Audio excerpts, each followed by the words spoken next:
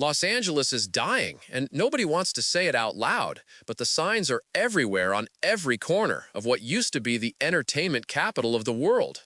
Why is a city that once attracted millions of dreamers every single year now watching entire neighborhoods empty out, businesses shuttered, and streets where only ghosts walk? Something changed, and it wasn't an earthquake or a pandemic. What destroyed this place was something far more silent, far more insidious, far more irreversible. There was a time when this city shimmered like a mirage of possibility, where palm trees swayed against impossibly blue skies, where families from every nation arrived with eyes full of hope, searching for that perfect moment, that impossible dream, that memory that would last forever.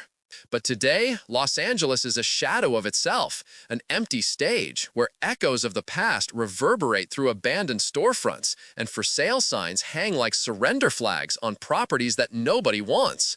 What really happened? How can a paradise collapse so fast? And why is everyone pretending it's still fine? Stay until the end because what you'll discover will forever change how you see American cities and maybe make you reconsider that move you were planning.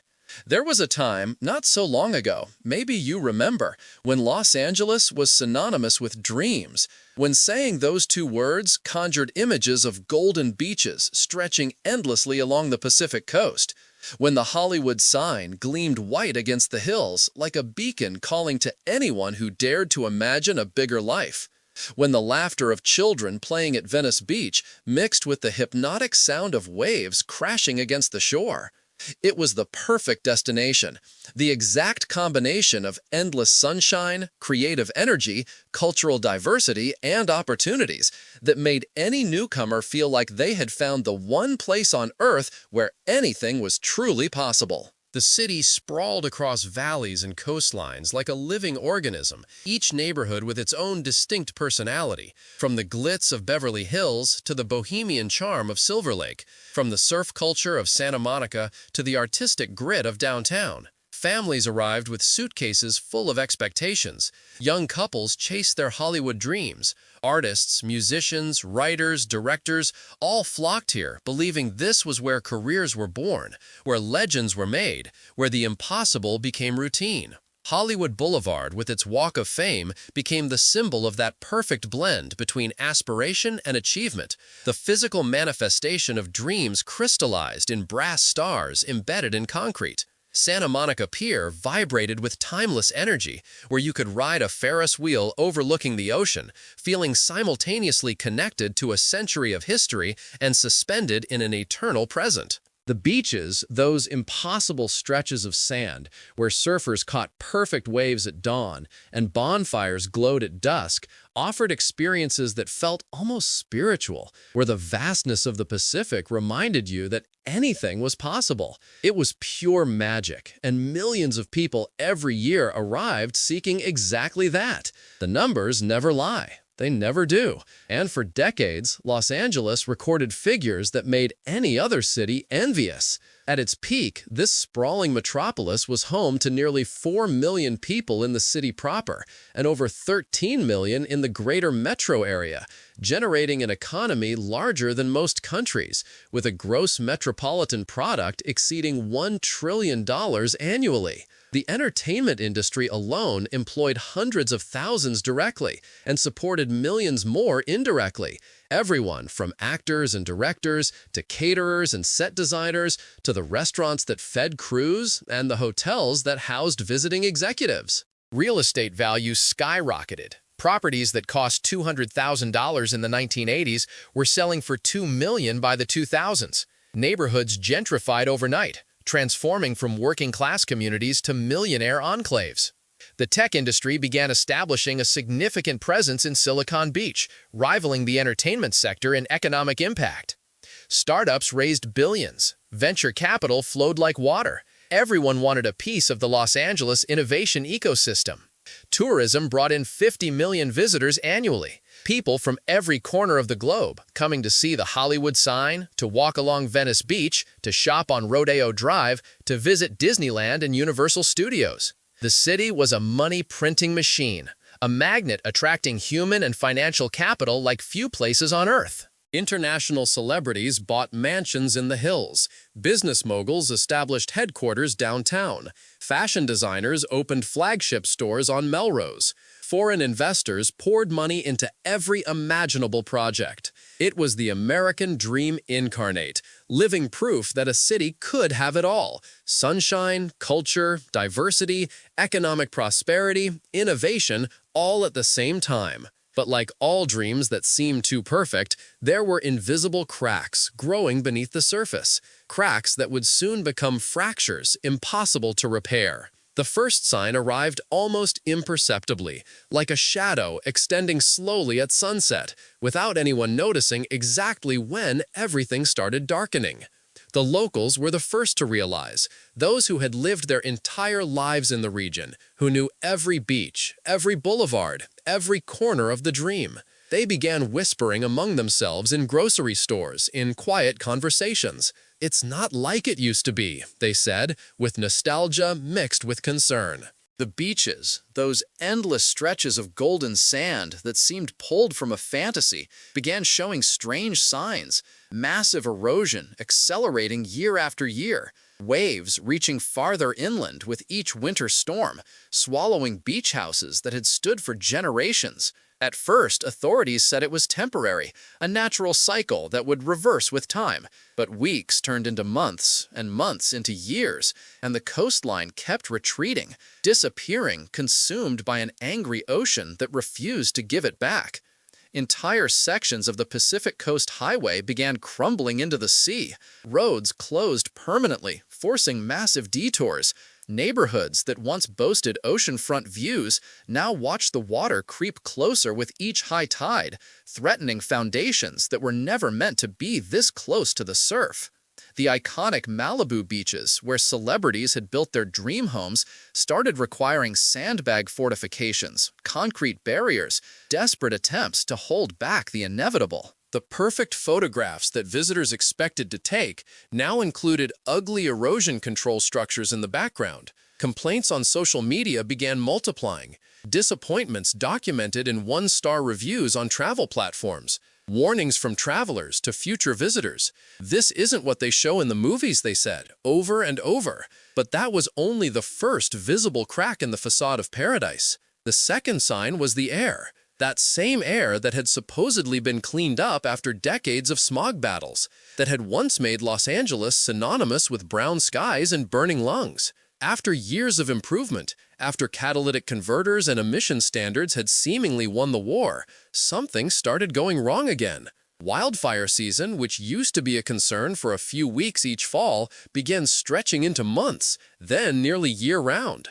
The Santa Ana winds, those hot, dry gusts blowing from the desert, began carrying not just heat, but choking smoke from fires burning across Southern California. What used to be occasional orange skies became routine, the sun appearing as a dim red orb through layers of particulate matter. Residents checking air quality indexes before deciding whether it was safe to go outside, whether children could play in the yard, whether exercise was advisable or dangerous. The fires themselves grew more frequent, more intense, more destructive. Entire neighborhoods in the hills burned to the ground in hours. Mansions worth tens of millions reduced to ash and twisted metal. Families evacuating in the middle of the night with nothing but what they could grab in 5 minutes of panic. Malibu burned, Pacific Palisades burned, Topanga Canyon burned, and each time the fires came back fiercer than before. The smoke would settle over the city for weeks, creating an apocalyptic haze that made breathing feel like inhaling sandpaper. Asthmatics suffered, hospitalization rates spiked. People who had never had respiratory issues suddenly developed chronic coughs and breathing problems. And here's what made it worse. Unlike the smog of the 70s and 80s, which was primarily a local pollution problem that could be addressed through regulation and technology, these fires and their smoke were symptoms of something far larger: climate change. Drought conditions that left vegetation dry as kindling, temperatures rising year after year, creating perfect conditions for catastrophic burns. There was no simple technological fix, no catalytic converter that could solve climate change. The air quality that had taken decades to improve was being undone by forces beyond local control. The third sign arrived in the form of economic numbers that contradicted the official narrative of continued success. Despite glossy promotional campaigns showing perfect beach sunsets, despite city officials still touting arrival statistics, the real numbers told a different story. For the first time in decades, Los Angeles began experiencing net population loss, more people leaving than arriving. The exodus started slowly, almost imperceptibly at first, but gained momentum year after year. Young professionals who had moved to LA chasing dreams began leaving for Austin, for Phoenix, for Nashville, cities where their salaries actually meant something, where they could afford to buy homes instead of paying $3,000 a month for a one-bedroom apartment. Families who had lived in Los Angeles for generations began relocating to other states, tired of the cost of living, tired of the traffic, tired of watching their quality of life decline despite working harder than ever. The middle class, the backbone of any healthy economy, was being hollowed out, squeezed between skyrocketing costs and stagnant wages, until the only options were to struggle indefinitely or leave. Homelessness exploded to levels that would have been unimaginable just 20 years earlier. Encampments sprouting like mushrooms after rain on sidewalks, in parks, under freeway overpasses. Tens of thousands of people living in tents or vehicles or simply on the pavement. Entire neighborhoods transformed from desirable addresses to no-go zones, where residents feared walking at night, where human waste on sidewalks became routine, where aggressive, mentally ill individuals made daily errands feel dangerous. Businesses began fleeing too. Not just small shops, but major corporations relocating headquarters out of California entirely, citing taxes, regulations, cost of living, difficulty attracting talent who didn't want to move to Los Angeles anymore. Commercial real estate vacancy rates climbed office towers in downtown, standing partially empty, their windows dark monuments to a boom that had turned to bust. Retail corridors that had once thrived now showed block after block of shuttered storefronts, for lease signs gathering dust, windows soaped over or broken. The tax base eroded as wealthy residents and profitable businesses departed, while the costs of addressing social problems skyrocketed, creating a fiscal death spiral that had no obvious solution. But wait, because the fourth sign was perhaps the most disturbing of all, the collapse of public safety and the emergence of crime that shattered completely the image of glamorous, safe Los Angeles that Hollywood had cultivated for a century. The statistics began appearing with alarming frequency, property crimes surging to levels not seen in decades, car break-ins becoming so routine that residents stopped reporting them. Smash and grab robberies targeting luxury stores in broad daylight, thieves walking in, grabbing merchandise worth thousands, and simply walking out, knowing prosecution was unlikely. Organized retail theft rings operated with impunity, hitting high-end boutiques on Rodeo Drive, loading SUVs with stolen goods while security guards watched helplessly, bound by policies that prevented them from intervening. Carjackings increased dramatically. People pulled from their vehicles at gunpoint in shopping center parking lots, on residential streets, even in supposedly safe neighborhoods. The follow-home robberies became a terrifying trend, where criminals would stake out expensive restaurants or nightclubs, then follow wealthy patrons to their homes and rob them, sometimes violently, of watches, jewelry, cash. Shootings on freeways became almost commonplace, road rage incidents escalating to gunfire, innocent commuters caught in crossfire. Certain areas of the city became effectively lawless. South Los Angeles, Skid Row, parts of Hollywood, where police response times stretched to hours if officers came at all, where residents felt abandoned by the authorities who seemed overwhelmed, understaffed, demoralized. And perhaps most telling, wealthy neighborhoods began hiring private security firms, armed guards patrolling streets that public police could no longer adequately protect, creating a two-tier system where those who could afford it bought safety, while everyone else simply accepted increasing danger as the new normal. The trust, that essential intangible element that makes urban life possible, evaporated. Residents no longer felt secure in their own city. Tourists began avoiding areas they once visited freely.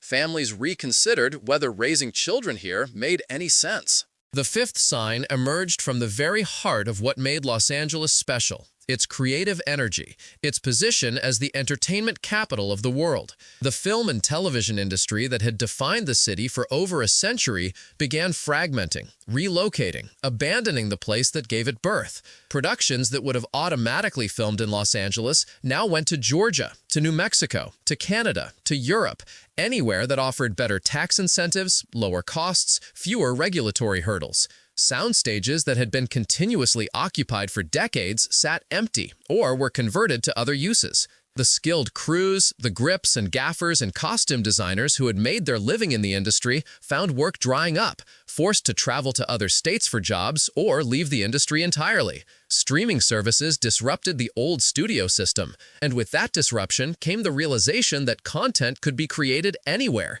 It didn't need to be made in Los Angeles anymore. The glamour faded. The mystique died. What had once been the only place where movies and television happened became just one of many options, and often not the most attractive one. Award shows that once celebrated Hollywood's golden age became stale affairs, with declining viewership, younger audiences disconnected from an industry that seemed increasingly out of touch, increasingly irrelevant. The celebrity culture that had made Los Angeles synonymous with fame and aspiration began feeling hollow, performative, divorced from anything meaningful. Young creative people still had dreams, still wanted to make art, but they no longer automatically looked to Los Angeles as the place to do it. They could build audiences on YouTube, on TikTok, on streaming platforms from anywhere. They could collaborate remotely, they could create without needing to be physically present in a city that had become prohibitively expensive and increasingly dysfunctional. The soul of Los Angeles, its identity as the place where dreams came true, withered as the industry that created that mythology decentralized, and the city couldn't figure out what it was supposed to be if not the entertainment capital anymore. The sixth sign was perhaps the most painful for those who truly knew the soul of this place: the exodus of the creative class, of the artists and musicians and writers who gave Los Angeles its cultural vitality. As costs skyrocketed, as rents for modest apartments reached $3,000, $4,000, $5,000 a month, as studios and rehearsal spaces were converted to luxury condos, the people who created culture could no longer afford to live in the city. Musicians who needed flexible schedules to practice and perform couldn't make rent with service industry jobs that barely covered basic expenses. Visual artists who needed studio space found themselves priced out entirely. Warehouse districts that had incubated artistic movements for decades were redeveloped into high-end residential and retail. Writers who needed time to create, not just constant hustling to survive, moved to cheaper cities where their modest incomes actually allowed them to live and work.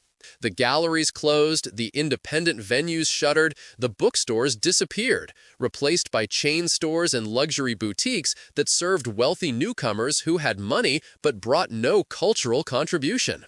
The neighborhoods that had defined Los Angeles's creative identity, Silver Lake, Echo Park, Venice, were hollowed out, gentrified beyond recognition, their bohemian character replaced by a sanitized, affluent blandness. The cultural diversity that had made the city fascinating began homogenizing as economic pressures pushed out immigrants, working-class families, anyone who couldn't afford skyrocketing costs. What remained was increasingly sterile, increasingly generic, increasingly indistinguishable from any other expensive American city. The music scene that had launched countless careers dried up. The comedy clubs struggled. The experimental theater companies folded. Los Angeles had killed the very thing that made it special, strangled its own creative soul in pursuit of real estate profits and luxury development. The seventh sign appeared in the form of collapsing infrastructure and public services pushed beyond any reasonable breaking point.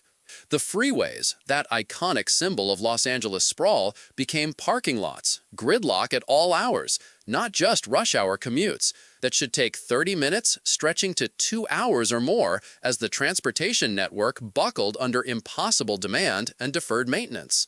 The potholes grew deeper and wider, destroying vehicles as the city lacked funds to repair roads properly. Public transit remained woefully inadequate, a sprawling metropolis served by a transit system that couldn't get most people where they needed to go, forcing continued car dependence even as traffic became unbearable. The water supply faced existential crisis. Aqueducts bringing water from hundreds of miles away, threatened by drought and interstate conflicts over allocation. Reservoirs dropping to historic lows, mandatory restrictions that barely made a dent in the shortfall. The electrical grid strained under demand, rolling blackouts during heat waves that were becoming more frequent and more intense, leaving millions without power during the times they needed it most for air conditioning, for refrigeration, for basic functioning. Wildfires destroyed transmission infrastructure, further destabilizing an already fragile system. Garbage collection fell behind, neighborhoods dealing with overflowing bins, trash piling up on streets, attracting rats and creating health hazards. The public schools deteriorated chronically, underfunded, overcrowded, with parents who could afford it fleeing to private education, creating a two-tier system where quality education became a luxury good. Hospitals, emergency rooms overwhelmed, homeless patients using ERs as primary care. Wait lists for mental health services stretching months, leaving people in crisis with nowhere to turn. Parks and beaches that should have been public treasures became neglected, maintenance deferred, facilities crumbling. And all of this happened while property taxes remained high, while residents paid some of the highest state income taxes in the nation, wondering where all that money went, why services kept declining, why nothing seemed to work anymore. Why a city in the wealthiest state, in the wealthiest country on earth, felt increasingly like it was falling apart. The eighth sign arrived in the form of climate change and natural disasters that exposed just how vulnerable this artificial paradise had become. Los Angeles had always existed in a precarious balance built in a semi-arid region dependent on imported water, sitting on active earthquake faults prone to wildfires. But as climate change accelerated, that precarious balance became untenable. The droughts grew longer, more severe, water restrictions became permanent fixtures rather than temporary measures.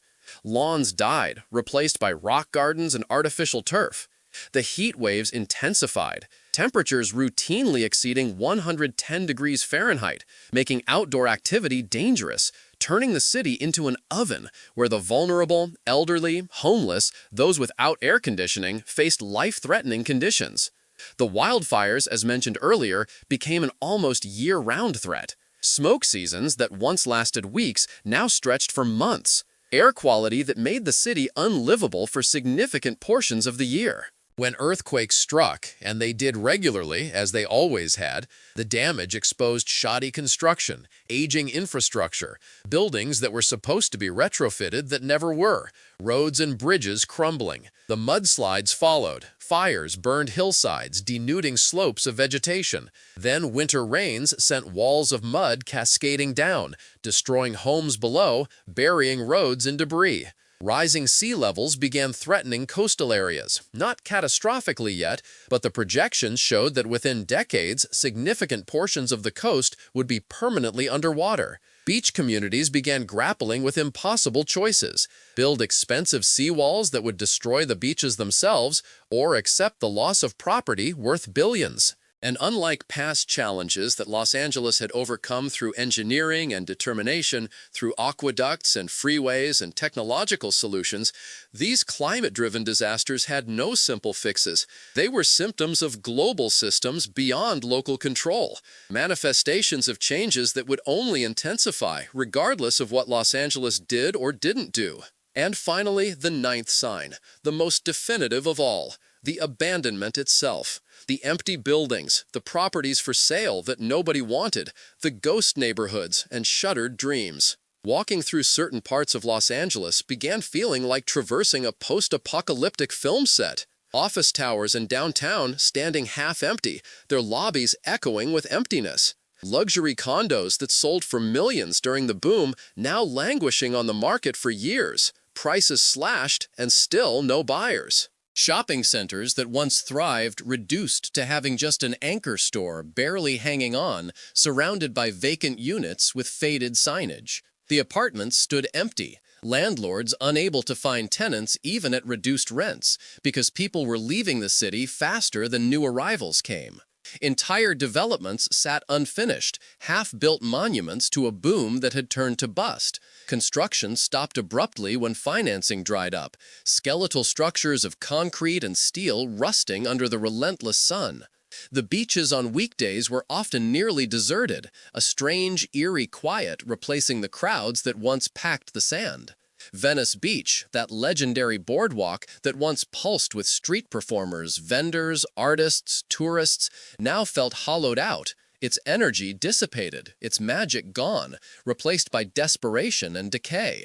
The homeless encampments grew, while the housed population shrank, a city transforming into something unrecognizable from what it had been just 2 decades earlier. And those who remained, the diminishing number of people still trying to make it work, felt increasingly like survivors, clinging to a sinking ship, wondering when it made sense to finally abandon something that clearly wasn't working anymore. Empty tables at oceanfront restaurants that once had month-long waiting lists. Silent streets that once echoed with conversations in a dozen languages. Dreams converted to dust under a sun that keeps shining, indifferent to the human tragedy unfolding beneath its rays. Los Angeles joined that long list of places that promised to be eternal and proved ephemeral, victim of its own success, destroyed by greed that didn't know when to stop, by lack of planning, by corruption, by indifference to the warnings that scientists, environmentalists, locals made for years, and that were ignored because immediate profits always mattered more than long-term sustainability.